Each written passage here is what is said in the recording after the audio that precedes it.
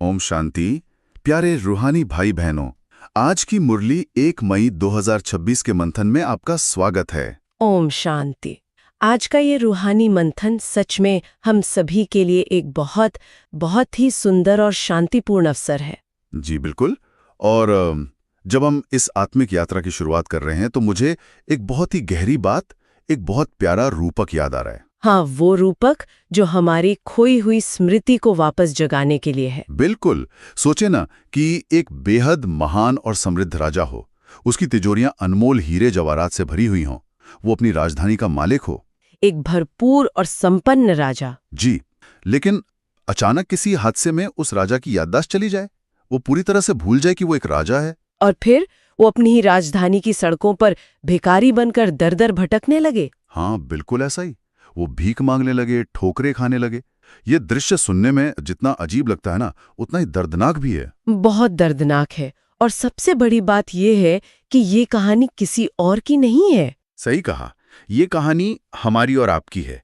कैसे हम आत्माएं जो कभी रूहानी खजानों से बिल्कुल भरपूर थीं, एकदम से कौड़ी तुल्य यानी खाली हो गईं। जी हाँ, शिव बाबा जो हमारे परमपिता हैं, उनका तो अवतरण ही इसलिए होता है ताकि वे हमें हमारी ये खोई हुई स्मृति वापस दिला सकें। और आज के मंथन का हमारा मुख्य लक्ष्य भी यही है। हम आज गहराई से समझेंगे कि आत्मा पर जो ये जन्म जन्मांतर की खाद चढ़ गई है, उसे कैसे हटाया जाए। बिल्कुल। और कैसे हम शिव बाबा की याद से फिर से एक अचल और अडोल स्थिति प्राप्त कर सकते हैं। तो चलिए आज की मुरली के सार की ओर बढ़ते हैं। आज बाबा ने मीठे बच्चे में जो मुख्य सार हमें दिया है, वो बहुत ही स्पष्ट है। जी, आज बाबा ने बहुत ही कड़े और मीठे दोनों शब्दों का प्रयोग किया है। हाँ, बाबा ने कहा है, मीठे बच्चे, तुमने रावण की मत पर बाप की ग्लानि की तो भारत कौड़ी तुल्य बना। अब उसे पहचान कर याद करो तो धनवान बन जाएंगे। ये कौड़ी तुल्य और धनवान शब्द अब बहुत गहरे हैं। बिल्कुल। दुनिया में तो धनवान का मतलब सिर्फ पैसों से लिया जाता है ना। जी, लेकिन यहाँ बाबा किसी भौतिक धन या दुनियावी तिजोरियों की बात नहीं कर रहे हैं। यहाँ बात हो रही है ईश्वरीय ज्ञान और पवित्रता के धन की। मतलब आत्मा के असली खजाने की। एकदम सही। जब आत्मा अपने गुणों से शांति, प्रेम, सुख, पवित्रता से खाली हो जाती है तो उसे कौड़ी तुल्य कहा जाता है। कौड़ी की कोई खास कीमत नहीं होती। हाँ, वो बस समुद्र के किनारे ऐसे ही बिखरी रहती है। कोई भी उसे पैरों से कुचल कर चला जाता है। जी, और जब आत्मा में शिव बाबा का ज्ञान और उनकी शक्तियां भर जाती हैं तो वही आत्मा हीरों तुल्य यानी रूहानी तौर पर धनवान बन जाती है। ये एक बहुत सुंदर विचार है कि कैसे हम अनजाने में रावण की यानी इन 5 विकारों की मत पर चल पड़े थे। हाँ, देह अभिमान के वश होकर। बिल्कुल। और उस मत पर चलकर हमने अपने ही परमपिता को भूलने की भूल कर दी। और अब देखिए, सिर्फ उन्हें पहचानने मात्र से और प्यार से याद करने मात्र से वो सारा रूहानी खजाना हमें वापस मिल रहा है। यही तो बाप का प्यार है। वो हमें हमारी गलतियों के लिए सजा नहीं देते, बल्कि सिर्फ याद दिलाते हैं कि बच्चे, तुम कौन हो। सच में बाबा का प्यार अलौकिक है। तो अब बाबा के आज के प्रश्न पर आते हैं। आज बाबा ने एक बहुत ही महत्वपूर्ण प्रश्न पूछा है। जी, आज का प्रश्न सीढ़ी के चित्र से जुड़ा है। हाँ, बाबा पूछते हैं कि सीढ़ी के चित्र में कौन सा वंडरफुल राज समाया हुआ है। और इसका उत्तर बहुत ही वंडरफुल है। बाबा ने समझाया कि इस पूरे कल्प में आधा कल्प ज्ञान की डांस होती है और आधा कल्प भक्ति की डांस होती है। ये डांस या नृत्य शब्द बहुत ही दिलचस्प है बाबा की डिक्शनरी में। जी हाँ, बहुत प्यारा शब्द है। पर मेरे मन में एक उत्सुकता है, इन दोनों डांस के बीच का जो असली अंतर है वो क्या है?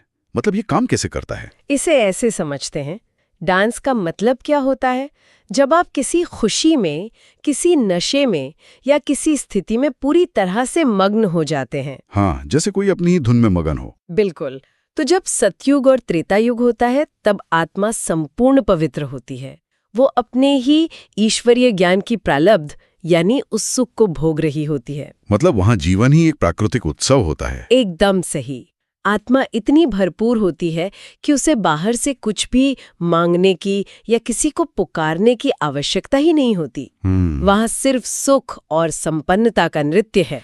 ये है ज्ञान की डांस। वाह, और फिर द्वापर युग से क्या होता है? भक्ति की डांस कैसे शुरू होती है? देखिए, जब द्वापर युग से आत्मा देह अभिमान में आना शुरू होती है तो उसकी जो आंतरिक ऊर्जा है वो धीरे धीरे कम होने लगती है। मतलब वो खुद को शरीर समझने लगती है और अपनी शक्तियों को खोने लगती है। जी, और जब शक्तियों की कमी होती है तो अंदर एक खालीपन, एक डर पैदा होता है। हाँ, असुरक्षा की भावना आ जाती है। बिल्कुल, और उस खालीपन को, उस डर को दूर करने के लिए आत्मा भगवान को बाहर ढूंढना शुरू करती है। मतलब वो बाहर की दुनिया में सहारा तलाशती है। जी हाँ, वो पत्थर, पेड़, पानी, मूर्तियों सब में भगवान को तलाशती है। एक मंदिर से दूसरे मंदिर, एक गुरु से दूसरे गुरु तक भटकती है। हाँ, तो इसी भटकाव को बाबा ने भक्ति की डांस कहा है। एकदम सही। और ये भक्ति हमें नीचे की तरफ यानी उतरती कला में ले जाती है। उतरती कला में क्यों? क्या भगवान को पुकारना गलत है? गलत नहीं है, लेकिन इसमें यथार्थ ज्ञान नहीं है। ये केवल एक पुकार है, एक तड़प है। जब हम बाहर ढूंढते रहते हैं और स्वयं को नहीं पहचानते तो हमारी अपनी आंतरिक शक्ति, हमारी जो आत्मा की बैटरी है ना, वो और ज्यादा डिस्चार्ज होती चली जाती है। ये तो बहुत ही तार्किक बात है। जैसे जैसे बैटरी डिस्चार्ज होती है, आत्मा की स्थिति और ज्यादा मलिन होती जाती है। बिल्कुल। तो अब हमारी मुख्य चर्चा की ओर बढ़ते हैं, जो इसी उतरती कला से जुड़ी है। हमारा पहला विषय है उतरती कला और बाप की ग्लानि। ये बहुत ही गहरा बिंदु है आज की मुरली का। हाँ, मैं इस बात पर गहराई से विचार कर रहा था कि शिव बाबा कल्प कल्प आकर हमें याद दिलाते हैं कि हमने उनकी कितनी ग्लानि की है। जी। लेकिन यहाँ एक उलझन आती है। हम तो आधा कल्प मंदिर मस्जिद जाते रहे, भगवान की आरती उतारते रहे, उनकी महिमा गाते रहे, तो फिर हमने अपने रचयिता की ग्लानि कैसे कर दी? ग्लानि तो मुख से बुराई करने को कहते हैं ना। यह सवाल बहुत स्वाभाविक है, लेकिन देखिए, ग्लानि सिर्फ मुख से निंदा करने को नहीं कहते। इसे हम एक बहुत ही लौकिक और साधारण उदाहरण से समझते हैं। जी बताइए। मान लीजिए एक बहुत ही महान, बहुत ही इज्जतदार और चरित्रवान पिता है। अब अगर उसका बच्चा गलत संगत में पड़ जाए और कोई बड़ा अपराध करने लगे तो समाज क्या कहेगा? समाज तो यही कहेगा कि इस बच्चे ने अपने पिता का नाम डुबो दिया, पिता की नाक कटवा दी। बिल्कुल, लोग कहेंगे कि इतने महान पिता का बच्चा होकर ऐसा नीच काम कर रहा है। इसी तरह जब हम भारतवासी आत्माएं, जो आदि सनातन देवी देवता धर्म की थीं, परम पवित्र शिव बाबा की संतान थीं। हाँ, जो सतयुग में एकदम संपूर्ण निर्विकारी थी। जी, जब वे आत्माएं अपने आत्मिक स्वरूप को भूल गईं और देह अभिमान के वश होकर इन 5 विकारों काम, क्रोध, लोभ, मोह और अहंकार में फंस गईं, तो हमारा व्यवहार बिल्कुल आसुरी हो गया। मतलब हमारे कर्म खराब हो गए। एकदम सही। और जब परमात्मा की सबसे श्रेष्ठ रचना ही पतित हो गई तो इससे बड़ी ग्लानि उस रचयिता पिता की और क्या हो सकती है? वाह, ये दृष्टिकोण तो एकदम नया है और बहुत स्पष्ट करने वाला है। मतलब हमारी सूरत भले ही मनुष्यों जैसी रह गई, लेकिन हमारी सीरत, हमारा स्वभाव और हमारे कर्म आसुरी हो गए। जी हाँ, बिल्कुल। जैसे कोई बहुत मंझा हुआ कलाकार हो, वो स्टेज पर किसी विलन का रोल कर रहा हो। एक ड्रामा में। हाँ, और वो उस विलन के रोल में इतना ज्यादा डूब जाए कि नाटक खत्म होने के बाद घर आकर अपनी असल जिंदगी में भी खुद को विलेन ही समझने लगे और वैसे ही बुरे काम करने लगे। आपने बिल्कुल सटीक उपमा दी है। हम आत्माएं भी इस बेहद के विश्व नाटक के मंच पर अपना आदि और अनादि जो सच्चा स्वरूप था उसे भूल गईं। और रावण की मत पर, यानी विकारों की मत पर चलने लगी। जी। और जब हम अपने उस श्रेष्ठ स्वरूप को भूल गए तो भारत का पतन यानी डाउनफॉल शुरू हो गया। जो भारत कभी स्वर्ग था वो धीरे धीरे नर्क बन गया। ये सच में बहुत सोचने वाली बात है। और इसी पतन की प्रक्रिया को बाबा ने एक और बहुत ही गहरे शब्द से पुकारा है, जो हमारा आज का दूसरा विषय है, आत्मा में खाद पड़ना और जड़ जड़ीभूत अवस्था। हाँ, बाबा ने आत्मा के सतो प्रधान से तमो प्रधान बनने की प्रक्रिया को समझाया है। बाबा ने इसके लिए एक बहुत ही साधारण लेकिन गहरा उदाहरण दिया है, पुराने कपड़े का। जी बिल्कुल। इसे हम ऐसे समझ सकते हैं कि आत्मा भी एक वस्त्र धारण करती है, जो ये शरीर है। हाँ। जैसे कोई नया कपड़ा होता है, जब हम उसे दुकान से लाते हैं तो वो बिल्कुल नया, चमकदार और मजबूत होता है। उसे बाबा सतो प्रधान कहते हैं। एकदम कोरा और पवित्र। जी।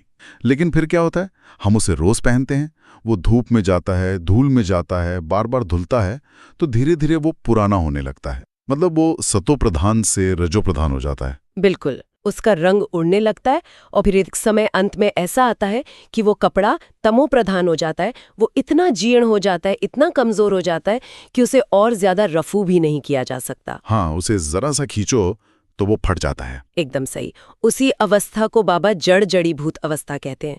हमारी आत्मा ने भी जन्म लेते लेते एक शरीर से दूसरा शरीर बदलते बदलते अपने ऊपर देहभान और विकारों की इतनी मोटी परत चढ़ा ली है। मतलब वो जो जन्म जन्मांतर के विकारों की परत है वही खाद है। जी, सोने में जैसे खाद मिलाते हैं तो वो तांबा या लोहा बन जाता है, वैसे ही आत्मा में विकारों की खाद पड़ गई है। और अब ये जो हमारा शरीर रूपी वस्त्र है, ये जर्जरीभूत हो चुका है, एकदम फटने के कगार पर है। ये सुनकर मन में तुरंत एक सवाल उठता है। ये सवाल हर उस साधक के मन में आता होगा जो खुद को साफ करना चाहता है। जी बताइए। कोई ठंडे पानी में खड़ा होकर तपस्या करता है, कोई सांसारिक ज्ञान जैसे बाबा कहते हैं ना, हिस्ट्री ज्योग्राफी पढ़ता है। हाँ, कोई बहुत सारे कठिन योग और आसन करता है। बिल्कुल। पर बाबा कहते हैं कि आत्मा की खाद सिर्फ और सिर्फ एक बेहद के बाप की याद से, यानी याद की यात्रा से ही भस्म होगी। जी, यही सबसे बड़ा रहस्य है। तो ये काम कैसे करता है? मतलब सिर्फ एक विचार करने से या याद करने से इतनी पुरानी और गहरी आदतें जो जन्म जन्मांतर की हैं, वो कैसे जल सकती हैं?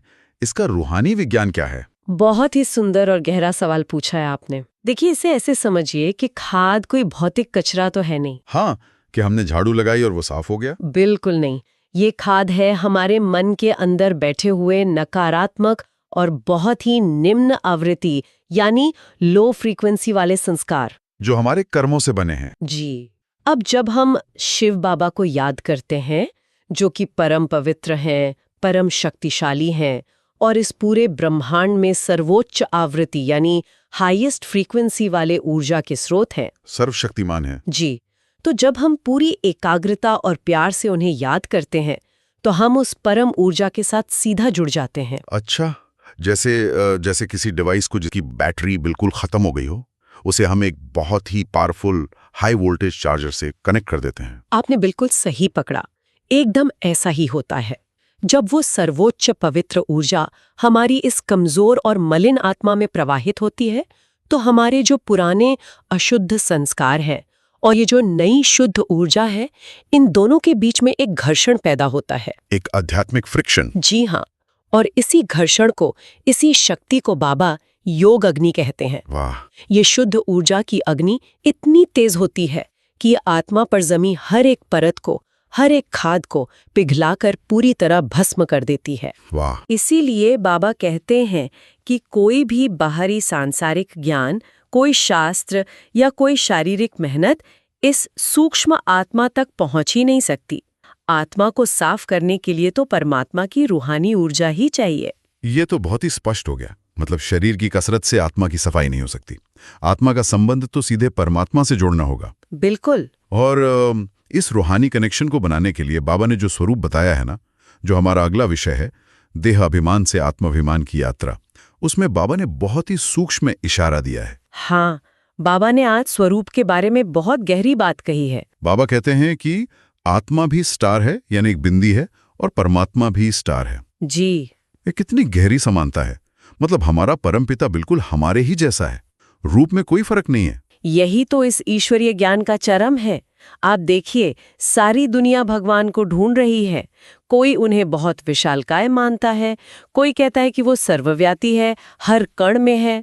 हाँ, कोई उन्हें किसी निराले ही आकार का मानकर उनकी पूजा कर रहा है। जी, लेकिन शिव बाबा आकर कितने प्यार से, कितने साधारण शब्दों में समझाते हैं। बाबा कहते हैं कि बच्चे, जैसे तुम ब्रिकुटी के बीच में चमकने वाले एक अति सूक्ष्म ज्योति बिंदु हो, एक स्टार हो, वैसे ही मैं भी परमधाम में रहने वाला एक सूक्ष्म ज्योति बिंदु हूँ। मतलब दोनों के असली और अनादि स्वरूप में कोई भी अंतर नहीं है। बिल्कुल कोई अंतर नहीं। लेकिन यहाँ एक और बड़ी उलझन सामने आती है, और मुझे लगता है कि ये सवाल भी बहुत जरूरी है। जी, पूछिए। अगर हम आत्माएं भी ज्योति बिंदु हैं और परमात्मा भी ज्योति बिंदु है, दोनों समान हैं, तो फिर हमारी ये दर्दनाक हालत क्यों हुई? हम कौड़ी तुल्य क्यों बन गए और वो क्यों नहीं बने?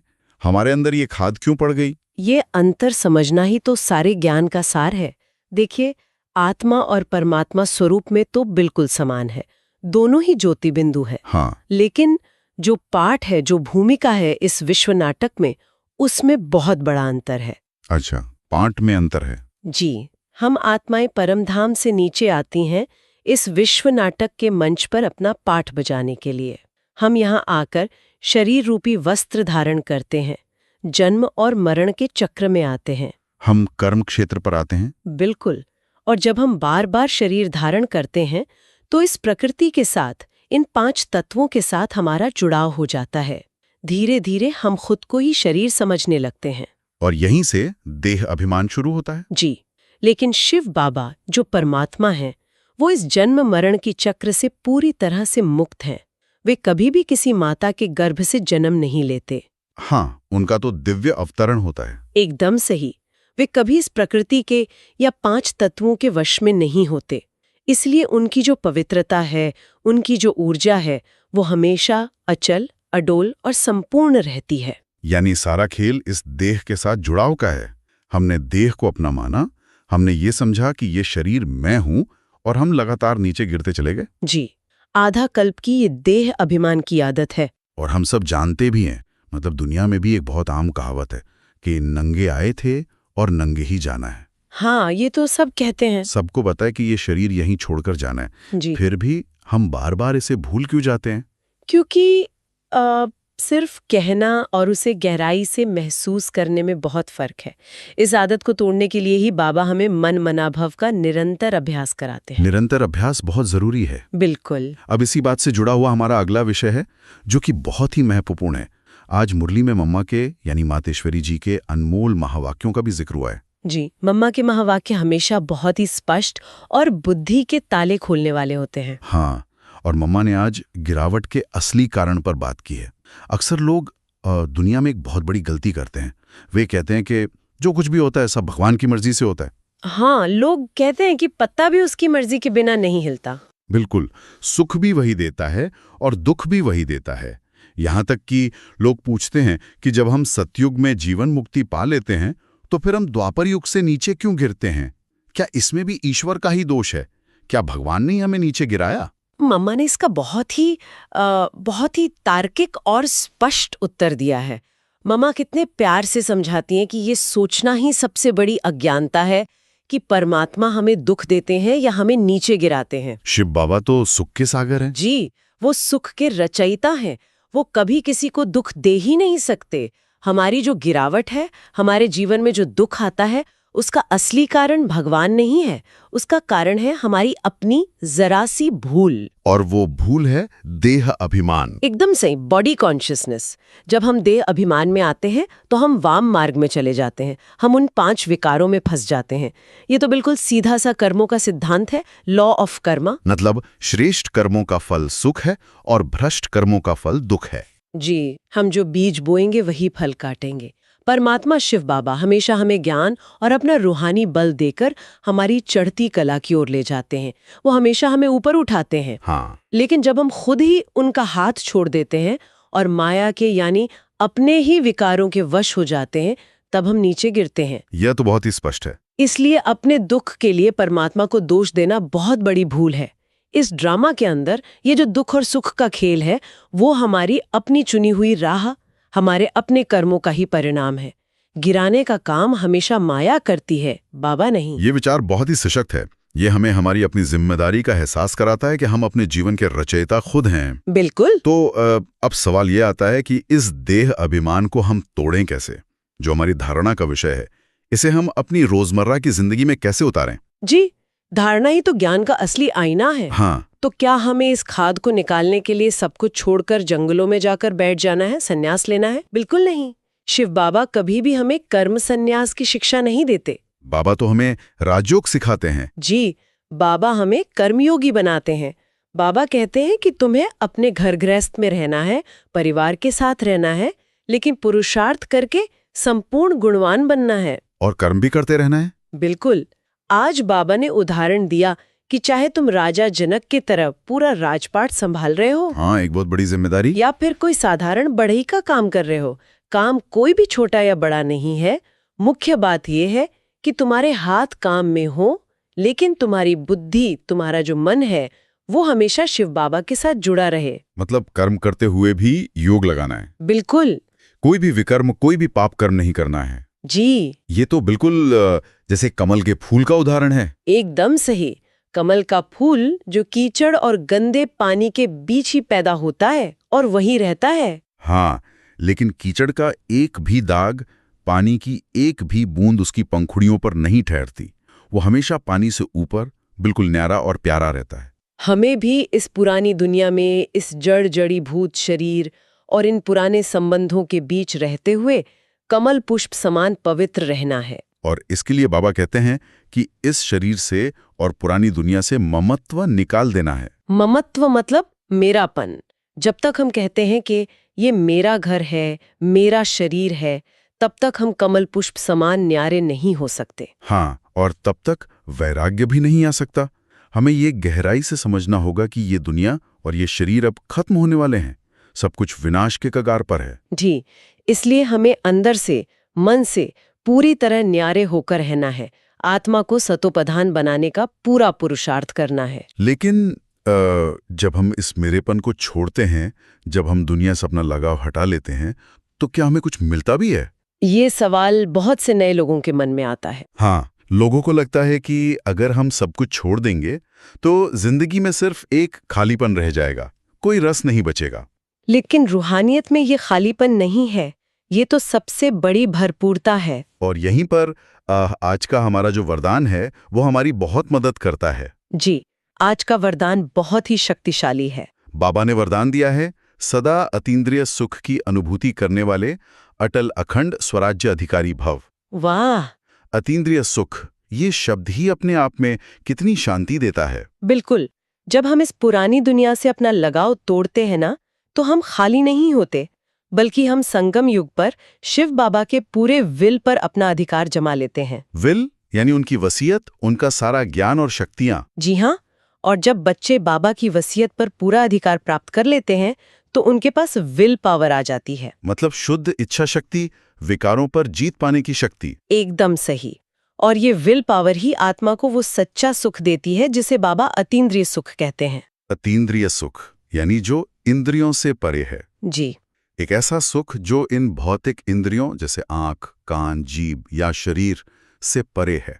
ये सुख बाहर की चीजों, भौतिक सुख सुविधाओं या बाहरी परिस्थितियों पर निर्भर बिल्कुल नहीं करता। मतलब अगर बाहर दुख का माहौल भी हो, तब भी आत्मा अंदर से आनंद में रह सकती है।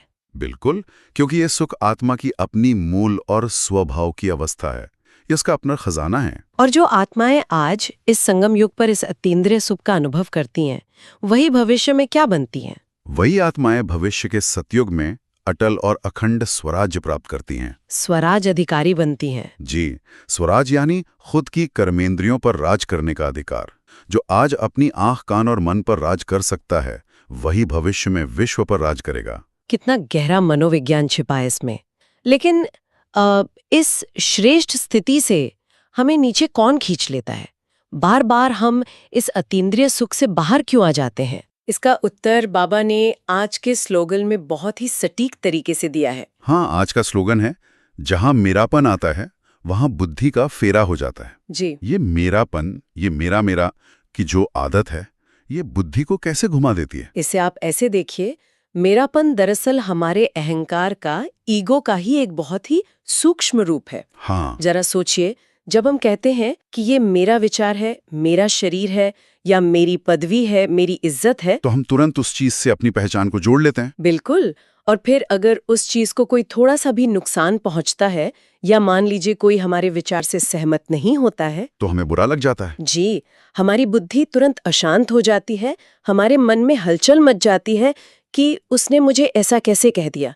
इसी को बाबा कहते हैं बुद्धि का फेरा होना, यानी बुद्धि का भटक जाना। मतलब जहां मैं और मेरा है, वहां डर है, असुरक्षा है और हलचल है। और जहां तेरा है कि हे बाबा, ये शरीर, ये संबंध, ये घर, ये सब कुछ तेरा है, मैं तो सिर्फ एक ट्रस्टी हूँ। हाँ, सब कुछ तेरा। तो वहां इंसान बिल्कुल हल्का और बेफिक्र हो जाता है, कोई बोझ नहीं रहता। और इसी हल्की और बेफिक्र स्थिति में रहने के लिए ही अव्यक्त बाप दादा ने आज हमें एक बहुत ही प्यारा सूक्ष्म इशारा दिया है। जी, अव्यक्त इशारे हमेशा हमें गहराई में ले जाते हैं। बाबा ने कहा है, सदा अचल, अडोल एकरस स्थिति का अनुभव करो। एकरस स्थिति? ये एकरस स्थिति इतनी महत्वपूर्ण क्यों है बाबा की नजर में? क्योंकि अब समय बहुत तेजी से बदल रहा है।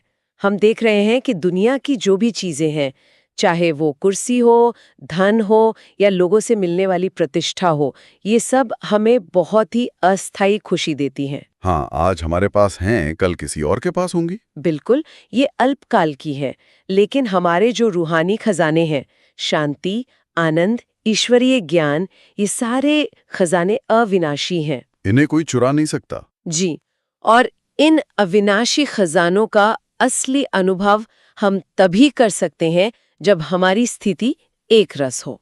मतलब बाहर चाहे कैसी भी हलचल हो, अंदर स्थिरता रहे। एकदम सही। अगर बाहर कोई छोटी सी परिस्थिति आई, किसी ने कुछ कह दिया और हम थोड़े से भी डगमगा गए, हमारी स्थिति में हलचल हो गई, तो हम उस अतीन्द्रिय सुख से बाहर आ जाते हैं। जी, हलचल हुई और उस रूहानी खजाने की अनुभूति तुरंत समाप्त हो जाती है, ताला बंद हो जाता है। ये तो बहुत ही सचेत रहने वाली बात है। हलचल आई और खजाने का ताला बंद। इसलिए हमें अपनी स्थिति को सदा एकरस और अडोल रखना है। बिल्कुल। और इस एकरस स्थिति को मजबूत करने का सबसे आसान और सबसे शक्तिशाली तरीका है स्वमान का अभ्यास। जी हाँ, स्वमान यानी खुद के असली मान में टिक जाना। तो आइए अब हम सब मिलके कुछ पलों के लिए बाहरी दुनिया की हर आवाज को, हर सोच को, हर चिंता को पीछे छोड़ते हुए अपने भीतर के गहरे मौन में उतर चलते हैं। बिल्कुल शांत और एकाग्र। अपने मन की आंखों से अपने मस्तक के बीच चमकते हुए एक अति सूक्ष्म दिव्य ज्योति बिंदु को देखें।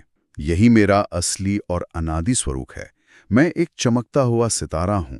मैं इस देह से और देह के सभी बंधनों से बिल्कुल मुक्त हूं। महसूस करें मैं एक आत्मा हूँ। महसूस करें मैं संपूर्ण गुणवान और पवित्र आत्मा हूं। मेरे परमपिता शिव बाबा की शुद्ध किरणें मुझ पर लगातार बरस रही हैं। मेरी सारी मलिनता, जन्म जन्मांतर की सारी खाद इन किरणों से भस्म हो रही है। मैं बिल्कुल शुद्ध और सतोप्रधान हो रही हूं। बाबा का प्यार मुझे भर रहा है। मैं अतीन्द्रिय सुख का अनुभव करने वाली अखंड स्वराज्य अधिकारी आत्मा हूं। इस इंद्रियातीत आनंद में मैं पूरी तरह से भरपूर हूं। मुझे बाहर की दुनिया से कुछ भी नहीं चाहिए। मेरा खजाना मेरे भीतर है। सब कुछ बाबा का है। मैं हर परिस्थिति में अचल, अडोल और एक रस रहने वाली आत्मा हूं। चाहे दुनिया में कुछ भी हलचल हो, प्रकृति में कितनी भी उथल पुथल हो, मेरा मन शिव बाबा की याद में बिल्कुल शांत और स्थिर है। मेरा सब कुछ मेरे मीठे बाबा का है। मैं तो सिर्फ एक चमकता हुआ सितारा हूं। इस शांति और भरपूरता को अपने रोम रोम में महसूस करें। जी। आज दिन भर आप चाहे घर में हो, अपने ऑफिस में हो या कोई भी सामान्य काम कर रहे हो, इस रूहानी स्मृति को अपने साथ रखें। जब भी कोई नया काम शुरू करें या किसी से मिले तो खुद को बस एक बार याद दिलाएं कि मैं कौन हूँ। मैं ये देह नहीं हूँ, मैं तो एक चमकता हुआ सितारा हूँ। वाह। और ये भी महसूस करें कि आपके साथ एक और परम सितारा है, आपका परम पिता शिव बाबा। ये छोटी सी प्यारी सी स्मृति आपके हर साधारण कर्म को श्रेष्ठ बना देगी और माया की हर परिस्थिति में आपकी स्थिति को अचल रखेगी। सचमुच जब हम इन गहरे ख्यालों में बाबा के इस प्यार में डूबते हैं ना, तो लगता है जैसे समय यहीं ठहर जाए। ये रूहानी मंथन हमें एक नई ऊर्जा से भर देता है। बिल्कुल। अब समय है एक छोटे से लेकिन बहुत ही गहरे विचार को अपने साथ लेकर जाने का। आज के मंथन का होमवर्क? हाँ, आज दिन भर एक बात पर बहुत गहराई से गौर कीजिएगा। जब भी आपके मुख से निकलता है मेरा घर, मेरी गाड़ी, मेरे बच्चे, मेरी परेशानी या यहाँ तक कि मेरा शरीर, तो खुद से पूछें। जी, तो खुद से पूछें कि क्या सच में वो आपका है या आप सिर्फ एक मुसाफिर हैं जो कुछ समय के लिए इस सराय में, इस शरीर रूपी वस्त्र में रुका है, जो इस विश्व नाटक में बस एक रोल प्ले कर रहा है। बहुत गहरी बात है। आज इस मेरेपन की जड़ को टटोल कर देखिएगा और महसूस कीजिएगा कि जब ये मेरा हटकर बाबा का हो जाता है, जब हम कहते हैं बाबा तेरा, तो मन को कितनी आजादी और कितनी शांति मिलती है। सच में सब कुछ तेरा कहने में ही असली सुख है। प्यारे रूहानी भाई बहनों, अगर आज की मुरली के इस मंथन से आपको कोई विशेष प्रेरणा मिली हो या स्वमान का कोई बहुत प्यारा अनुभव हुआ हो, तो उसे अपने जीवन में जरूर धारण करें और अपने व्यवहार से दूसरों को भी प्रेरित करें। बिल्कुल। अपने विचार या अपने अनुभव कमेंट में हमारे साथ साझा करें, ताकि अन्य आत्माओं को भी आपके अनुभवों से शक्ति और आगे बढ़ने की प्रेरणा मिले। याद रखें, आपका हर शुभ संकल्प ही विश्व कल्याण की सबसे बड़ी सेवा है। ओम शांति। ओम शांति।